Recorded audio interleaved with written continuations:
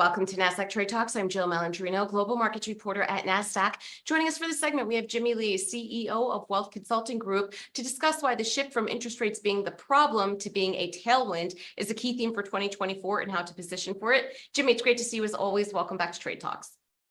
Great to see you, Jill. Thanks for having me.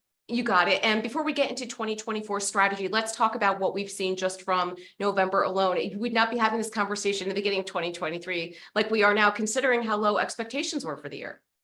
You know, most of Wall Street, a lot of smart people, a lot of great investors, analysts, economists were predicting a bad year, right? Predicated with a recession and then bad markets following, which just did not materialize. Now, I think we've done interviews in the past this year, and you know that our view has always been all year long that we would not fall into a recession this year. That's not what we thought would happen, that the consumer would remain strong and continuing to spend. You know, I didn't think that the third quarter being as robust as it was from a GDP perspective was potentially going to happen. But we've had a pretty healthy market, and you know, the stock market returns, what they are not surprising to us. And so, yes, interest rates have not gone down yet, but I think the prospects of rates pausing now, and a lot of investors think, you know, the Fed's done. And so I think because of that, we've had a lot of money shifting out of non-risk assets into risk assets starting in November, buying on the dip of, you know, the previous 3 months of the sell-off. And we have a different, you know, psyche now going into the year end. And I think even a lot of the bears thought that we would have a rally going into the year end. Some of those bears still think that we're going to go into recession next year, though, and think that the market's going to go down subsequently. So I think that question is still yet unanswered, of course. Yeah, and of course, everyone's trying to determine, has the market moved so far ahead of itself, you know, in terms of interest rate cuts and what those expectations are. I mean, a lot has been priced in over the past 6 to 7 weeks. But Jimmy, I think another thing is, too, is that we're seeing this broaden out a bit. It's not just the Magnificent Seven that's moving the market. You're starting to see some rotation into sectors that did not get much love in 2023.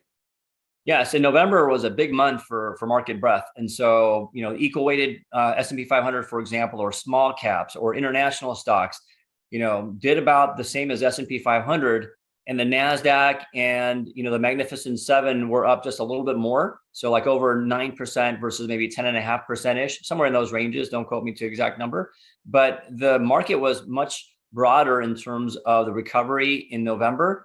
And I think that theme is going to potentially continue to play out. Now, I know that investors that are in overseas markets have been talking about, you know, value overseas and international investing versus the U.S. for many, many years, and it has not come to fruition.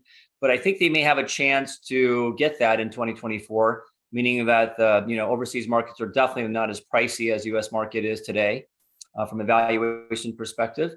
And if China continues to recover, and the Asian markets do better, some of the emerging markets, which have not gotten a bid for a long time, get a bid and money starts flowing overseas, I think international markets might do better. I think small caps and mid-cap companies might do better if we're not going to go into recession and we're actually in a bull market, you know, and maybe the lows of the economy we've already seen. And so if that was to be the case, then I think that we'll continue to see money rotating out of the big tech stocks and growth stocks into some of these other areas. But with that said, I think that going into the first rate cut, we still probably will see a run in those growth companies and in tech stocks.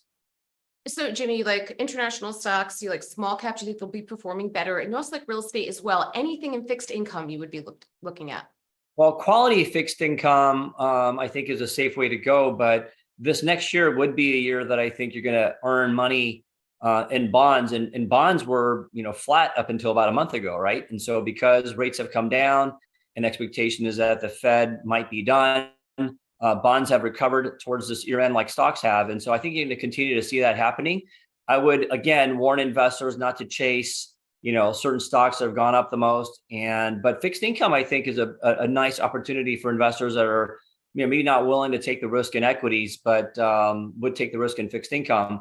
And I think 2024 sets up as a year where the Fed will be now a tailwind and not an obstacle for bond investors.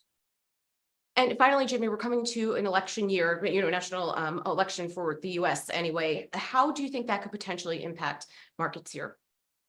Boy, that's a tough one. You know, who knows what's really going to end up happening, but we're just months away now less than a year away from, deciding who's going to be the leader of our nation and the free world. And so, boy, I think there's going to be a lot of potential volatility around that. And so, but I would say overall, historically, markets have performed well in election years. And just as we've, pointed to some historical facts for why we believe that 2023 and 2024 would be possibly good years for the market, we think that 2024 sets up that way. Now, again, I think we could see a little bit of volatility, though, if stocks continue to run and investors, especially institutional ones, start to chase indexes and put a lot more money in the market in stocks. We could see valuations get even more stretched. And if so, I could see easily a correction happening, but that would just be a profit taking, correction. And I would actually buy on those dips. All right, Jimmy, appreciate the insight as always. Thanks for joining us on Trade Talks. I'm Jill Malandrino, Global Markets Reporter at Nasdaq.